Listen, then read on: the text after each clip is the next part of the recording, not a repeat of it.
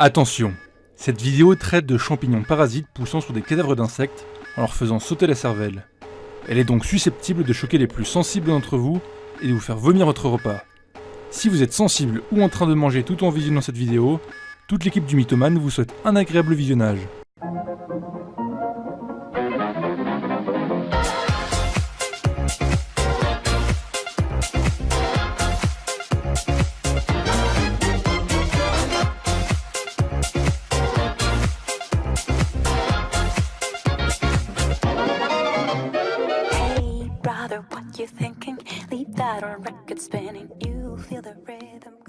Bonsoir à tous et bienvenue dans un nouvel épisode du Mythomane, une émission où l'on parle de tout ce que l'on peut trouver à la frontière entre fiction et réalité. Et aujourd'hui, mesdames et messieurs, je vous propose de parler de l'ombre de la fiction, d'un monstre qui a fait fantasmer plusieurs générations d'auteurs, de réalisateurs et de développeurs de jeux. Je parle bien évidemment du zombie. Hop, là tout de suite, vous vous imaginez certainement que je vais vous annoncer que les zombies existent, ou qu'ils peuvent exister, que d'un jour à l'autre, des cadavres se mettront à hanter les rues à la recherche de viande humaine. Vous vous dites que c'est l'occasion tant attendue de mettre en pratique des années d'imagination débridée. Après avoir regardé The Walking Dead et joué à DayZ ou à Resident Evil, vous savez déjà tout. Vous allez foncer au supermarché le plus proche, acheter des provisions pour les 30 années à venir, les boîtes de conserve, c'est une valeur sûre, vous allez acheter tout ce qui ressemble de près ou de loin à une arme, vous allez vous enfermer chez vous à triple tour, tout barricadé, bien sûr après avoir emporté tout ce qui était vital à votre survie, à savoir votre copain ou copine, votre ordinateur, Skyrim avec les extensions et votre téléphone, ainsi que votre maman. Et voilà, vous pensez que vous êtes prêt à survivre pour l'éternité. Mais malheureusement, j'ai le regret de vous annoncer qu'il n'en est rien du tout. Et non, votre tata Denise ne va pas revenir d'entre les morts pour vous grignoter les doigts de pied, et l'apocalypse ne devrait pas arriver avant 2030, quand on aura zigouillé toute forme de vie autre que nous sur Terre. Ambiance gâchée. Enfin bref, en tout cas, pour répondre à la question que vous ne vous posez sûrement pas, mais que moi si, oui, des sortes de zombies existent, mais non, ce n'est pas du tout ce que vous imaginez. Rassurez-vous, je vais tout vous expliquer, vous pourrez ainsi tout raconter à vos amis et briller en société. Je précise que je ne vais probablement pas mettre de lien en description parce que mes recherches sont beaucoup trop hasardeuses, mais que si vous doutez de ce que je raconte, eh bien vous avez parfaitement raison, et je vous félicite d'avoir l'esprit critique. Si tel est le cas, je vous invite à faire exactement comme moi, et à vous balader sur internet et à vérifier tout ce que je dis par vous-même. Tout ceci étant dit, préparez-vous chers amis, car avec des rimes fort jolies, je vous emmène en catimini pour parler des zombies. Je précise également que je ne vais pas parler de zombies humains comme on entend plus ou moins parler dans le voodooisme ou les trucs de ce genre. Non, ici on va parler de véritables zombies présents dans le règne animal, à base de parasites, de champignons et autres horreurs du genre. Si vous regardez des chaînes telles que Max Bird ou Link the Sun, vous savez que Jurassic Park s'est totalement loupé pour les dinosaures. Eh bien Romero, The Walking Dead et Resident Evil se sont eux aussi trompés pour les zombies.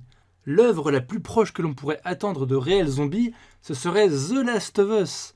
Je pense que la plupart d'entre vous connaissent ce jeu, mais pour les autres, je vais faire un gros résumé À l'arrache. Alors, c'est l'histoire d'un monde où des champignons mutent et s'attaquent aux hommes. Toute personne respirant les spores des 10 champignons aura la joie de sentir les spores s'installer dans leur cerveau et en prendre le contrôle pour les pousser à se nourrir sur tout ce qu'ils peuvent trouver, en attendant que le champignon se développe suffisamment pour recouvrir l'individu.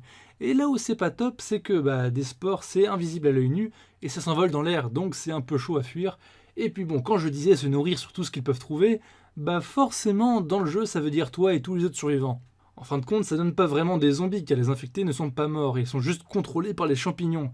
Mais indépendamment de ça, on a tout du zombie et pour preuve The Last of Us est considéré comme un jeu de zombies. Eh bien saviez-vous que des champignons semblables existent ? Non, attends, ne te jette pas tout de suite par la fenêtre, je te rassure, ils ne s'en prennent pas encore aux humains. Mais par contre, je ne rigolais pas du tout, des champignons comme ça, il y en a vraiment. Il existe une famille de champignons intitulée les Ophiocordyceps, enfin ça s'écrit comme ça. Voilà, ce sont des champignons parasites qui par le biais de leurs spores s'attaquent au cerveau des différents insectes et petits animaux pour les contrôler et les amener dans des endroits sombres et humides. Comme ta mère. Où le champignon pourra alors se développer et pousser en éclatant le crâne de l'animal. Pour votre information, ces adorables champignons ont une petite particularité, c'est que chaque espèce d'Ophiocordyceps s'attaque à une seule espèce animale en particulier. Par exemple, les Ophiocordyceps unilateralis s'attaquent à une espèce de fourmi bien précise, principalement situées dans la forêt amazonienne que vous connaissez peut-être sous le nom de fourmis balles de fusil en raison de la douleur de ses morsures. La nature, si belle et si douce. Eh bien, ces fourmis vivant dans la canopée de la forêt, elles sont très souvent exposées aux spores de ce champignon qui pousse sous les feuilles des arbres. Le processus de contamination est le suivant. Première étape, les spores du parasite viennent se déposer sur l'insecte et pénètrent sa carapace en se servant d'enzymes. Étape numéro 2, une fois arrivé dans le corps de l'hôte, le développement du champignon peut commencer. Pour ce faire, celui-ci produit des substances chimiques capables de prendre le contrôle de la conscience de la fourmi. Numéro 3, l'insecte infecté se met ainsi à errer et grimper contre son gré en haut d'un arbre. Une fois arrivé en haut, il plante ses mandibules dans une feuille ou une branche et meurt. Pour le champignon, l'objectif de cette manipulation chimique est d'amener son hôte à un endroit stratégique pour pouvoir propager ses spores plus efficacement et se développer plus rapidement. Une fois la fourmi morte, le champignon se met à germer en perçant la carapace de l'insecte. Il propage ainsi une multitude de spores qui iront contaminer d'autres fourmis et ainsi de suite. Pour les fourmis, quand ça arrive, c'est vraiment l'apocalypse. Un seul champignon peut ainsi décimer une colonie de fourmis entière. D'ailleurs, les fourmis ne sont pas bêtes, elles ont bien compris la menace et dès lors qu'elles découvrent une fourmi contaminée, elles l'emmènent loin de la colonie ou la font tomber de l'arbre afin d'éviter tout risque d'épidémie. Pas bêtes les insectes. Et comme je l'ai dit, d'autres espèces d'Ophilochondriceps s'attaquent à d'autres insectes. Donc c'est bien la preuve que ces champignons peuvent évoluer vers d'autres espèces. On en vient d'ailleurs à un truc dont je voulais vous parler. En fait, comme le sujet m'intéresse vachement, je m'étais déjà renseigné dessus il y a quelques années et je m'étais construit une sorte de pseudo-théorie bizarre. Je précise donc que cette théorie vient de moi et qu'elle n'est donc en rien scientifique, mais je me base sur des faits scientifiques. Spoiler, à la fin c'est l'apocalypse zombie. Vous êtes prêts ? Top ! Au tout début de l'ère des dinosaures, le monde était très différent. J'ai pas de date précise évidemment, mais je sais qu'à un certain moment, les champignons n'étaient pas encore capables d'attaquer le bois via la moisissure ou ce genre de choses. En conséquence, le bois pourrissait très lentement et dégageait donc beaucoup plus d'oxygène. Je parle en profane, donc j'ignore pourquoi, mais apparemment cette quantité phénoménale d'oxygène dans l'air était à l'origine de la taille démesurée des espèces de l'époque. Puis, un beau jour, certaines espèces de champignons ont muté et ont commencé à s'attaquer au bois, accélérant le processus de décomposition. Cette mutation fit basculer le monde dans une nouvelle ère, dont les contre-coups furent colossaux. Moins d'oxygène, donc moins de grosses bêtes, changement de température et extinction de masse.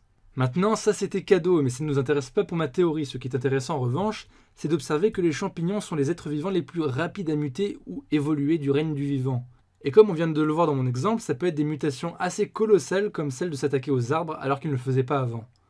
Partant de ce postulat, en quoi serait si ridicule de penser que des champignons tels que les Ophilochondriceps pourraient évoluer et s'attaquer soudainement aux êtres humains ? Bam ! The Last of Us. Voilà donc ma théorie qui est probablement absolument absurde. S'il y a un scientifique qui regarde cette vidéo, il va certainement dire que c'est des grosses conneries.